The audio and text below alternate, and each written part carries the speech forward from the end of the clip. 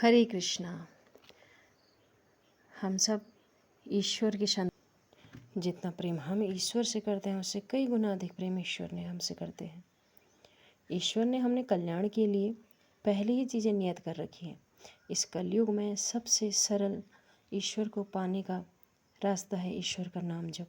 जितना अधिक हम ईश्वर का नाम जप करते हैं उतना ही हम ईश्वर के करीब पहुँचते हैं।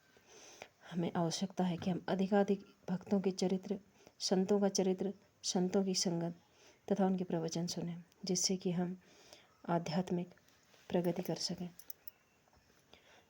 सतयुग, त्रेता युग तथा द्वापर युग में सबसे अधिक श्रेष्ठ ईश्वर को पाने का सबसे सरलतम मार्ग केवल कलयुग को प्राप्त है, क्योंकि कलयुग ही ऐसा युग है जिसमें ईश्वर का केवल नाम स्मरण से ही हम ईश्वर के धाम तथा ईश्वर को प्राप्त कर सकते हैं। अपने इस श्लोक और उस श्लोक दोनों को सुधार सकते हैं। आइए, जैसा कि हम श्रीमद् भागवत गीता की श्रृंखला लेकर हाजिर हुए हैं, तो आइए श्रवण करते हैं आज के जीवनोपयोगी गीता सार। इस प्रकार भगवान श्री कृष्ण कहते हैं, उस भगवत धाम तक अर्जुन पूछते हैं कि उस भगवत धाम तक कैसे पहुंचा जाता है। इसकी सूचना भगवत गीता के 8वें अध्याय में इस तरह से दी गई है। अंतकाले च मामेव स्मरन् मुक्ता कलेवरम यं प्रयाति स मद्भावं याति नास्त्यत्र संशयः। अर्थात भगवान श्री कृष्ण कहते हैं, अंतकाल में जो कोई मेरा स्मरण करता है, स्मरण करते हुए इस शरीर का त्याग करता है, वह तुरंत ही मेरे स्वभाव को प्राप्त होता है। इसमें रंच मात्र भी संदेह नहीं है। जो व्यक्ति मृत्यु के समय कृष्ण नाम का चिंतन करता है वह कृष्ण को प्राप्त होता है। मनुष्य को चाहिए कि वह कृष्ण के स्वरूप का स्मरण करे। यदि कोई इस स्वरूप का चिंतन करते हुए मर जाता है तो वह निश्चित ही भगवत धाम को प्राप्त करता है। और इसकी एक कथा हम सभी ने बहुत बार सुनी है, अजामिल की कथा, कि जिसने जो कि पापी था, दुराचारी था, अनाचरण करने वाला था, वैश्यवृत्ति का था, उसने मरते समय अपने एक पुत्र का नाम स्मरण किया, नारायण नारायण, और उसके इस पुत्र को पुकारने के नाम से ही श्रीहरि भगवान श्री विष्णु अपने धाम से दौड़े चले आए यम की प्रताड़ना से उसके प्राणों को बचाने के लिए। तो ऐसे हैं हमारे दयालु श्रीहरि श्री विष्णु। मद्भावम शब्द परम पुरुष के परम स्वभाव का सूचक है। परम पुरुष सच्चिदानंद विग्रह हैं, अर्थात उनका रूप शाश्वत है, ज्ञान तथा आनंद से पूर्ण है। हमारा यह शरीर न तो सच्चिदानंद है, न ही यह सत है, अपितु यह असत्य है। यह न तो शाश्वत है, अर्थात हम नाशवान हैं, यह चित नहीं अचित है, अर्थात अज्ञान से पूर्ण है। हमें भगवत धाम का कोई ज्ञान नहीं है, यहाँ तक कि हमें इस भौतिक जगत का पूर्ण ज्ञान नहीं है, जहाँ ऐसी अनेक वस्तुएं हैं जो हमें ज्ञात नहीं है। यह शरीर निरानंद है, आनंद से ओतप्रोत न होकर दुख से पूर्ण है। इस संसार में जितने भी दुख हम अनुभव करते हैं वे हमारे शरीर से ही उत्पन्न हैं। हमारे दुखों का कारण स्वयं हमारा शरीर ही है। किंतु जो व्यक्ति भगवान कृष्ण का चिंतन करते हुए इस शरीर को त्यागता है वह तुरंत सच्चिदानंद शरीर को प्राप्त करता है। इस शरीर को त्याग कर इस भौतिक जगत से दूसरा शरीर धारण करना भी सुव्यवस्थित है। मनुष्य तभी मरता है जब यह निश्चित हो जाता है कि अगले जीवन में उसे किस प्रकार का शरीर प्राप्त होगा। इसका निर्णय भी जीव स्वयं नहीं करता है। इस जीवन में अपने कर्मों के अनुसार ही हम उन्नति अथवा अवनति करते हैं। यह जीवन अगले जीवन की तैयारी के लिए है। अतएव हमें इस जीवन में भी हमारे कर्मों के फल, अर्थात न जाने ये हमारा कौन सा जीवन है, हम जो फल दुख सुख भोगते हैं, सत्संग या दुर्जनों का संग हम जो भी भोगते हैं वह सब हमारे प्रारब्ध का ही फल होता है। अतएव अपने अगले जन्म का सुधारने के लिए इस जन्म से ही हमें तैयारी करनी पड़ती है।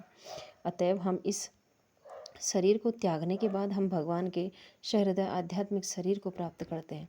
कोई संत के रूप में जन्म लेता है, कोई कृष्ण के भक्त, कोई वृंदावन धाम को पाता है, तो कोई किसी गलत जगह को, कोई ईश्वर के धामों वाले स्थानों पर जन्म लेता है, तो कोई व्यक्ति साधारण स्थानों पर।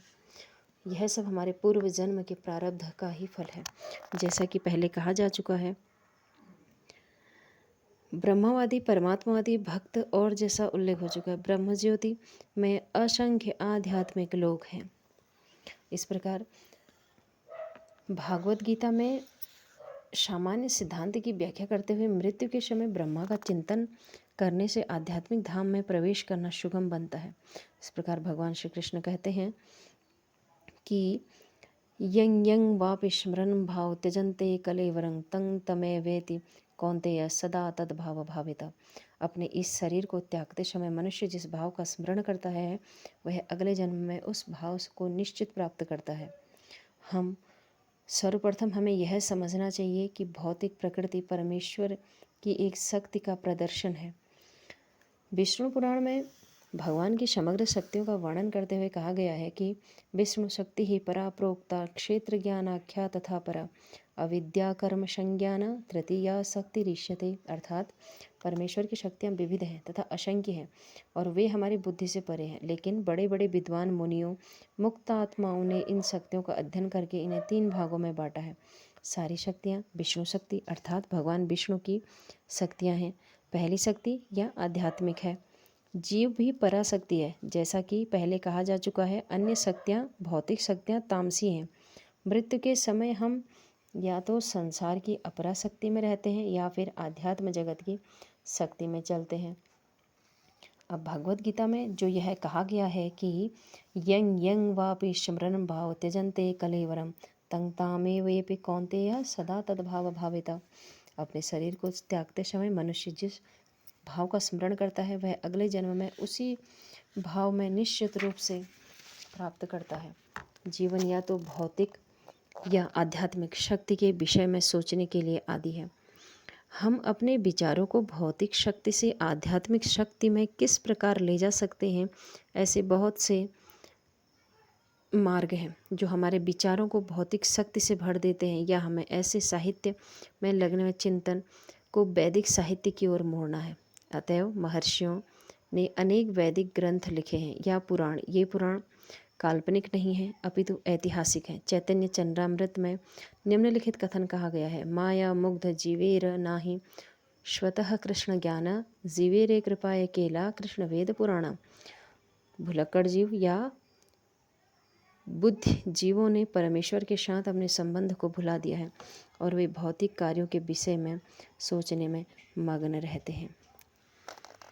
अर्थात इन कहानियों को सुनाने का मेरा एकमात्र मकसद यही है कि हम अपने आने वाली पीढ़ी तथा हम स्वयं या हमारे जो बुज़ुर्ग हैं, जितना जीवन हमने बातों में या इन भौतिक चलचित्र देखने में या जिस भी समय में जिस भी चीज़ों में हम अपना समय व्यर्थ करते हैं, उससे यदि हम पढ़ नहीं भी पा रहे हैं तो हम सुने, ताकि हम अपने आध्यात्मिक वैदिक परंपरा तथा जो कि काल्पनिक नहीं है, जो हमारे ऋषि मुनियों महर्षियों द्वारा लिखे गए वेद पुराण इत्यादि हैं, जो कि काल्पनिक नहीं है, जिनमें जीवन का सार है, जो सत्य है, सनातन है, जो ईश्वर की ओर हमें लेके चलते हैं, जो हमारे इस लोक तथा परलोक के कल्याण के लिए हैं, उनका हम लेश मात्र भी स्मरण कर पाएँ, पढ़ पाएँ, सुन पाएँ। श्रीमद् भागवत गीता स्वयं भगवान श्री कृष्ण के मुख से निकली हुई अमृत ज्ञान गंगा है, तो इसका श्रवण कीजिए। अब आज के पाठ में हमने सुना कि हम मरते समय जिस भाव का स्मरण करते हैं, निश्चित ही अगले जन्म में हम उसे प्राप्त करते हैं। यह हमारे अगला जन्म हमारे इस जन्म के प्रारब्ध का फल स्वरूप हम दुख या सुख भोगते हैं, या आज हम जो भी दुख और सुख भोग रहे हैं वह हमारे पिछले जन्म के कर्मों के अनुसार ही हमें मिला है।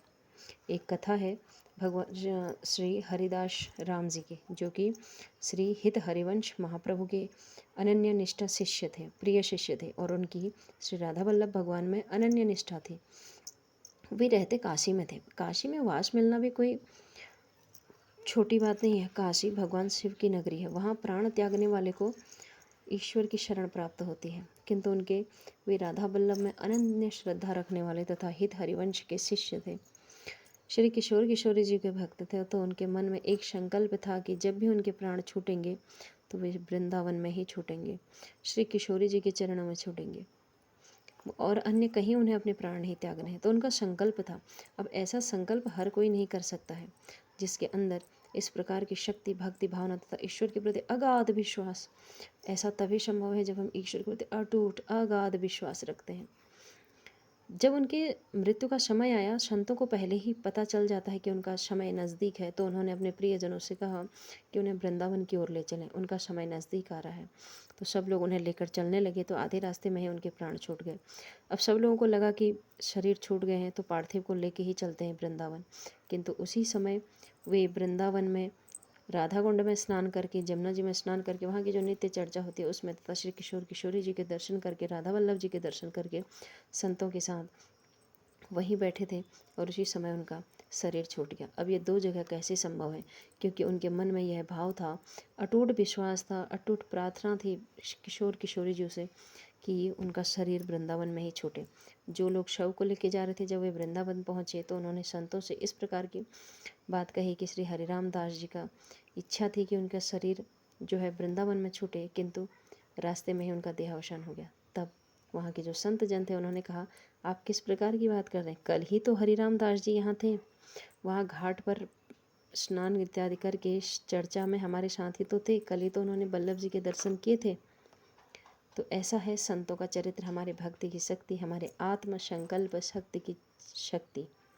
लेकिन उसके लिए हमें ईश्वर का चिंतन करना चाहिए, अध्ययन करना चाहिए, ईश्वर के चरित्रों का श्रवण करना चाहिए। तो इसी प्रकार आज के गीता ज्ञान में उम्मीद है कि आपको अच्छा लगा होगा। कल फिर से एक पाठ के साथ फिर हाजिर होंगे। चैनल को लाइक कीजिए, सब्सक्राइब कीजिए, कमेंट ज़रूर कीजिए, और भक्तों के चरित्र को अधिक से अधिक सुनिए। ईश्वर के नाम जप में ध्यान लगाएं जब भी खाली हैं। ऐसा ज़रूरी नहीं है कि हम एक माला लेकर ही नाम जप कर रहे हैं, ऐसा सभी के वश में नहीं होता, क्योंकि गृहस्थ में यह सब संभव नहीं है। किंतु नाम सिमरण हम 24 घंटे कर सकते हैं। इसके लिए अभ्यास होना ज़रूरी है। हमारे मन में सदैव है श्री किशोर किशोरी जी की स्मृति छवि विराजमान रहनी चाहिए। यदि हम आचरण ऐसा होना चाहिए कि बाहर दिखे ना कि यह अंदर किस प्रकार का जाप कर रहा है, अंदर किस प्रकार का मंत्र चल रहा है। उसका कोई दिखावा करने की चीज़ नहीं, ये सब गुप्त चीज़ें हैं जिससे ईश्वर का प्रेम प्राप्त किया जा सके। क्योंकि प्रेम दिखावे की वस्तु नहीं होती, यह विश्वास की वस्तु है, प्रेम की है। इसे संभाल कर, सहेज कर अपने आराध्य की ओर समर्पित रहिए। ईश्वर का नाम जाप कीजिए, स्वस्थ रहिए, सुरक्षित रहिए, संतों के सत्संग सुनिए, प्रवचन सुनिए, और हमें सपोर्ट करते रहिए। धन्यवाद। हरे कृष्णा, जय श्री राधे।